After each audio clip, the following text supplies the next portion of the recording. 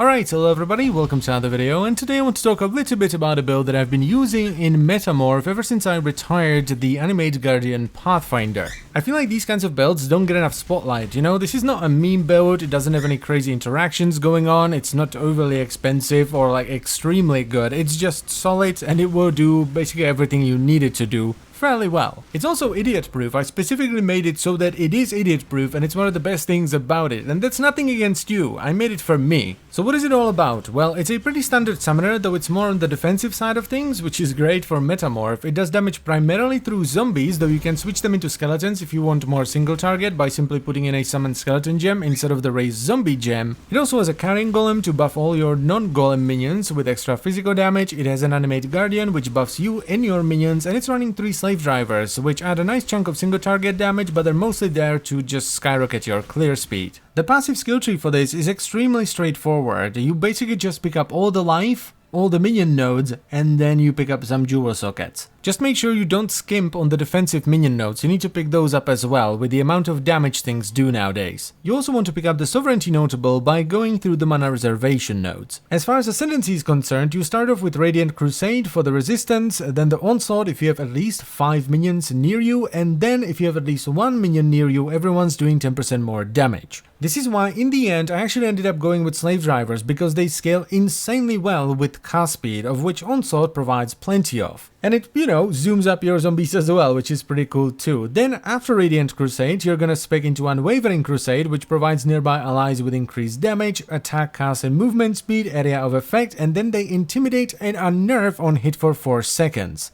Intimidate being really good for your zombies because it makes the enemies take more attack damage, and unnerve being good for your specters or slave drivers because it makes them take more spell damage. After that, you probably want to go into Bastion of Hope because it mitigates a nice chunk of physical damage because you get 50% chance to block attack damage for 2 seconds every 5 seconds. Then, if you've blocked in the past 10 seconds, you and nearby allies cannot be stunned. And finally, if you've attacked recently, which is in the past 4 seconds, you have 10% extra chance to block attack damage, and if you've cast a spell recently, you get 10% extra chance to block spell damage. And then once you finish Uber, you're gonna pick up Time of Need, which reduces effect of curses on you, and then every 5 seconds it regenerates 30% of your life over 1 second and removes a curse and an ailment. Gearing this build can be as cheap or as expensive as you want it to be. The most expensive thing by far is gonna be getting a good convoking wand, but you can start off with something much cheaper. You can start off with just a temple weapon that has the minion modifier, which is minion damage and minion double damage. Then as you get some currency, you can move into sort of a mid-tier wand, which is something like this, with just minion movement speed, minion damage, attack and cast speed, and then trigger a socketed spell when you use a skill. And finally, if you want to push this build even further, you can start looking into some of the really expensive ones which have plus minion gems and plus spell gems. Now, once you acquire a trigger wand, you want to socket in Desecrate to generate corpses, Flesh Offering to consume those corpses and buff your minions, and Tempest Shield so you get some attack and spell block. For the body armor, you can either start off with the Tabula or just get a random 6-ling with 3 red and 3 blue and put in Raised Zombie, Minion Damage, Feeding Frenzy, Brutality, Melee Physical Damage, and Multi-Strike, though if you do have a lot of currency, you can put in a level 4 Empower instead of Brutality, which will actually make them do less damage than Brutality, but it will give them more life and it will allow them to do Chaos and Elemental damage.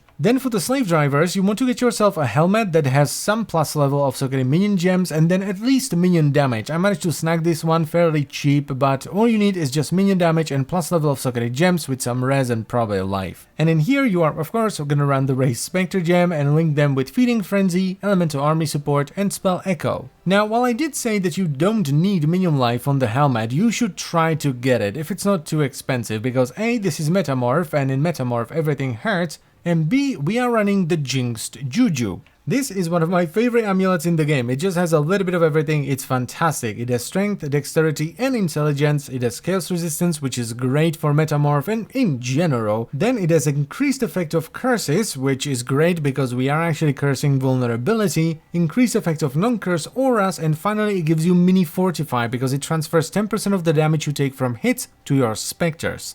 Moving on from there, we have one of the best summoner shields in the game, Aunt's Heritage. This one is just amazing because it gives you max strikes when you don't have endurance charges, which you won't have on this belt. It has good block, good life, and good armor. And into this, you're gonna socket Convocation, Steel Skin, and Vulnerability. Convocation is mostly there for when your minions are too far behind, Steel Skin gives you like 1500 extra life, and Vulnerability makes enemies take more physical damage. So that's the shield. Then I also have a Portal Gem in an unset ring, and by the way, if you quality portal, it increases the cast speed, so yeah, that's pretty much it. The ring is just life and res. Next up we have Boots, which is just life, res, and move speed, and here you're gonna put in Meat Shield, Minion Life, Summon Carrion Golem, and Animate Guardian, which makes them pretty much immortal. I don't think I've ever seen any of them die. For the belt, I just have a random belt with life, percent life, and res, and for gloves, it's just a lot of life and resistance, and here is where you're gonna socket Flame Dash, just so you can jump over obstacles, and all 3 purities, so Purity of Lightning, Purity of Ice, and Purity of Fire.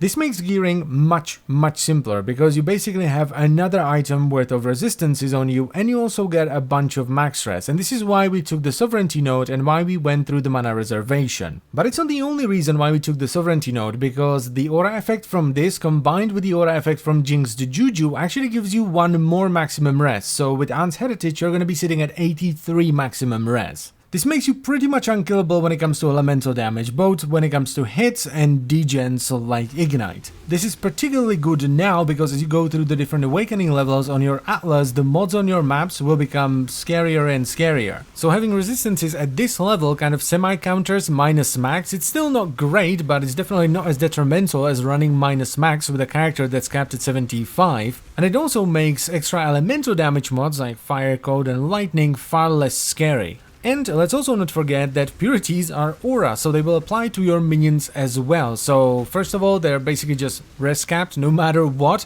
and they get the maximum res as well, which is really strong, especially on your specters, which are already running elemental army, which also gives them max res. So it's not just you, your minions also have about as much elemental mitigation as you can give them without running necromantic ages. However, that's only elemental damage. We also need to mitigate physical damage, otherwise we're just gonna get slapped by a random rare and die. This is where you're actually gonna invest most of your currency outside of a good convoking wand. So to start off with, we have some armor. We don't have a lot, about 4,500, which gives us estimated physical damage reduction of about 27%, and most of this is gonna come from Ant's Heritage. Then we have attack block, which is gonna bounce from like 32, 36 up to 65. This is because we're a guardian, and you can actually bump this up by additional 10% if you use shield charge instead of flame dash, and you shield charge about every 4 seconds. And all of this you get by simply being this build. But there is one more thing that I decided to do here, and that is to stack as much physical damage, take as elemental damage as possible, which makes a lot of sense because we have a ton of max res, so we take heavily reduced elemental damage. This is where you can sink a lot of currency. So to start off with, I managed to snag this chest piece for 2 exalted orbs, which has 15% physical damage from hits taken as a lightning damage. Then I got myself corrupted Ant's Heritage with 6% of his damage taken as a lightning for a grand total of 21. And finally I got myself this Watcher's Eye, which I divined for 18% of fizz taken as half cold and half lightning. So all in all, 39% of all the physical damage I take is taken as elemental damage instead, most of which is lightning. And that is pretty much how I can survive the brutality that is Metamorph with 5.3k life. I still get one-shot by Metamorph every now and then, but that's mainly because I'm an idiot and I'm just like lol all the left things when putting it together, so I'm not paying attention to what the Metamorph is actually going to do once it comes to life, and then it just slaps me for like 50k. But the build has more than enough life and mitigation to do everything. I mean, I killed Cyrus with it, I killed a couple Elder Guardians, some Shaper Guardians, and I'm not very good at this game. So as I've said in the beginning, the build is idiot proof. I mean, the way you do bosses with this is you throw vulnerability at them and then you run around them going, please don't kill me, until they die. Now it is a summoner, so there is a lot of moving parts and it can seem a little bit daunting, you know, putting all of this together, but trust me, once you put it together, all you're doing is just running around. And for me anyway, it's always satisfying to see minion builds come to life. You know, you craft this meticulous build, you put everything together, you make sure that everything is in the right place and it has the right thing, and you just go into a map and see it work. That's one of the main reasons why I enjoy minion builds and why I play them in basically every ARPG, and also because they're just so chill. You know, I can just play map after map after map and never get bored of them, and they're great for things like blighted maps. You can just, you know, sit on the pump and build a tower here and there and sort of just enjoy the experience there. They're great for delving as well because the minions just obliterate everything in your way. And they're generally great for bossing if you're not too good at it or like me. I mean, this is what an average Breach Lord looks like. You run in, then there's a little bit of and then they die. The build is also pretty competent when it comes to Legion Wars. I mean, it's not a headhunter setup, but the minions will generally just kill everything as you're running around, and they will take the bosses down pretty fast as well. So while it's definitely not the best Legion setup, it can do it, so if you enjoy that kind of content, you can do it too. So yeah, there you go, there's my idiot-proof Guardian Summoner. I really enjoy it, and I think if you enjoy minions, you will like it too. And I think that's the most important thing, right? If you're playing a build and you're enjoying that build, there's a good chance you're going to play it a lot, which means you're going to make a lot of currency, which means you can develop the character further, which means you can do more stuff with it, and it's just great. You're going to have a lot of fun, which is what games are all about. And oh my god, I cannot believe that I almost forgot to put this in. Get yourself 1 unending hunger. You don't need 2, that's overkill. 1 is plenty. It's going to give you your Spectre, so the Slave Driver Soul Eater. So whenever they're killing things, they're gonna go full cute dog. Also, as far as the animated Guardian gear is concerned, just go with the standard stuff to begin with. So Dying Breath as the weapon, Blood Bond as the chest piece, Cast as the helmet, Southbound as the gloves, and Victorious Flight as the boots. But once you get some currency and you're confident that the Guardian isn't going to die, you can upgrade Dying Breath into Soul Taker, so you get Fortify. You can give him Crown of the Tyrant as the helmet for a bunch of extra flat damage for your minions, and you can use Gruthkul's Pelt for a ton of regen for the Guardian as well. And that is pretty much all I wanted to say. My goodness, this was a long one, and I'm sorry about that, but I felt it was really important to explain why I did everything and how I did it instead of just telling you do this, because without proper explanation and understanding, a minion build like this to someone that has never played minions is just a hodgepodge of blah, and like you don't know what's important and what's not. And that will very likely lead to not having fun. So there you go. I thank you very much for watching. As always guys, I hope you've enjoyed the video and you will enjoy this build as well if you do indeed decide to give it a shot, and I will see you some other time. Bye bye.